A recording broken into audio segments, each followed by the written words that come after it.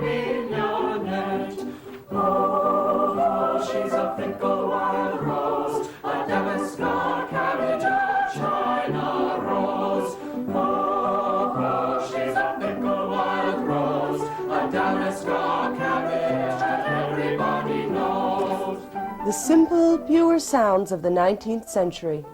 It is an era so different than today, but yet really not that long ago. Even if you've never heard this song, there's something, well, familiar about it. The music that we're doing actually has a broad span of dates. It actually spans, the earliest piece I think we sing is about 1823 or so, Home Sweet Home by Henry Bishop. And we sing right up into well into the 20th century. We do pieces right up until the 19-teens. Of course, you know, the Victorian period is between 1837 and 1901, so we're kind of on either side of those. But we just take it all sort of loosely. Paul Sigrist and the Friends of the Musical Arts give audiences an unusual treat for the ear with their original Victorian musicales. The first performance, put together as a fundraiser for their group, was so well received that there has been a demand for more concerts. There's an enormous interest in 19th century music, not only among older people who probably remember some of this stuff through their parents, but also, you know, people of my generation and even younger who look at it more as a sort of historical kind of thing. You know, it's also quaint and it's also funny, and it's also so peculiar. Yeah, there's an enormous interest in this kind of stuff. It's interesting to try to get inside the skin of a person from another era and not to act like a Victorian person, not to be a 20th century person just putting on airs, but to try to be that Victorian person. It's impossible, of course, but it's a fun exercise to try to do. Musically speaking, it's not the most imaginative, and a good deal of it is very similar, but there's such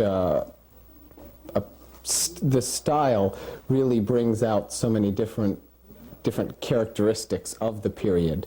There are the dead and dying child songs and you know, the lost bereavement type songs, and then there are the more formal parlor songs. Some of it is better than others of it. You know, in the 19th century, in the mid-19th century, the 1840s, 50s, and 60s, you get a whole bombardment of songs about dead babies, dead mothers, drunk fathers. It's really lurid stuff, and was taken very seriously at the time. You know, there was a whole different sort of conception of sentimentality back then. It was okay to be sentimental. It was okay to cry about a song about a woman who's beaten by her drunk husband, locked out, and dies in a snowstorm.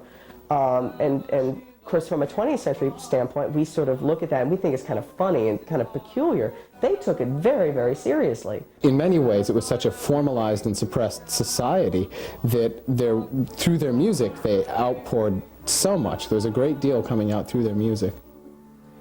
Daisy, Daisy, give me your answer too. I'm half crazy, all for the love of you. It won't be a stylish marriage, I can't afford a carriage, but you'll look sweet upon the seat of a bicycle built for two. The Friends of Musical Arts has been around for about 10 years now. I think this is our 11th year, maybe.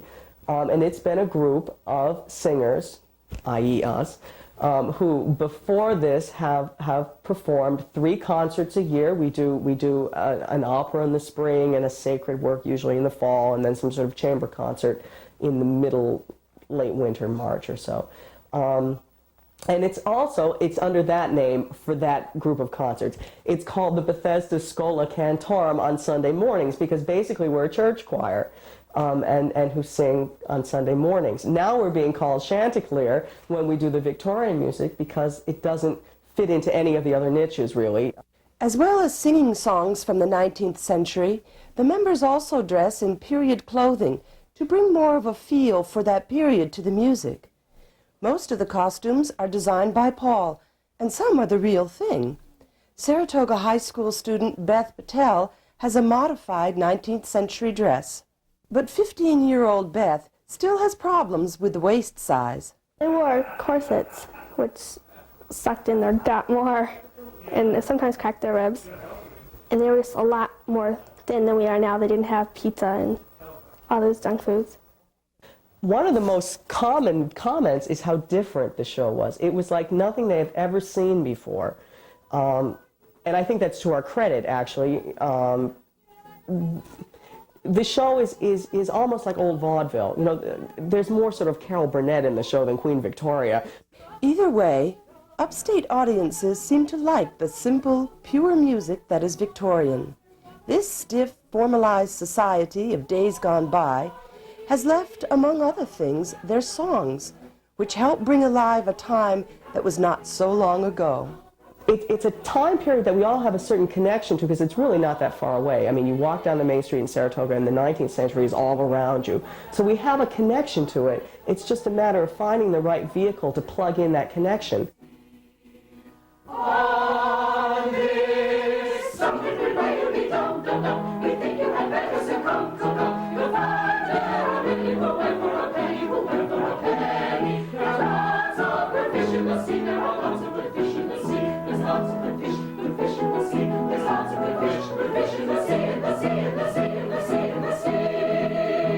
On this subject we pray and we don't know. We think you had better say come. You'll find there are many who went for a penny, who went for a penny. There's lots of good fish in the sea, there are lots of good fish in the sea. There's lots of good fish in the sea. There's lots of good fish in the sea, in the sea, in the sea, in the sea, in the sea.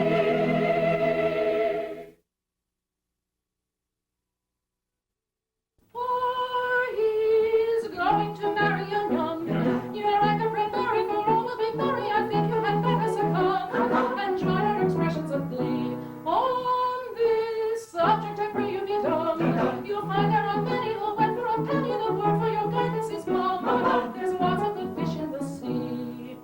Oh, he's going to marry a young. You're like a red berry for all will be merry. I think you had better succumb and join our expressions of glee. On this subject I pray you be dumb. You'll find there are many who went for a penny. The word for your guidance is mum.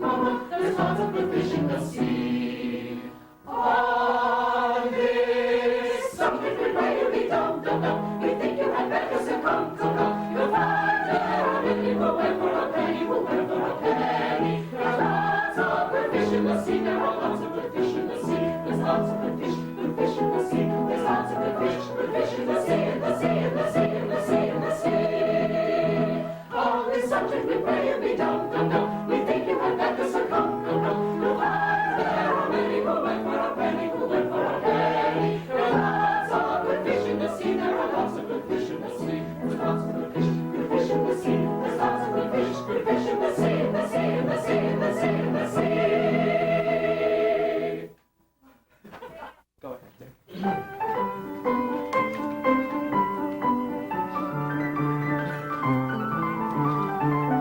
She's my butter, my geranium, my sunflower, my sweet marjoram, my honeysuckle, my tulip, my violet, my hollyhock, my dahlia, my mignonette. Oh, she's a fickle wild rose, a damask cabbage, a China rose. Oh, she's a fickle wild rose, a damask cabbage that everybody knows.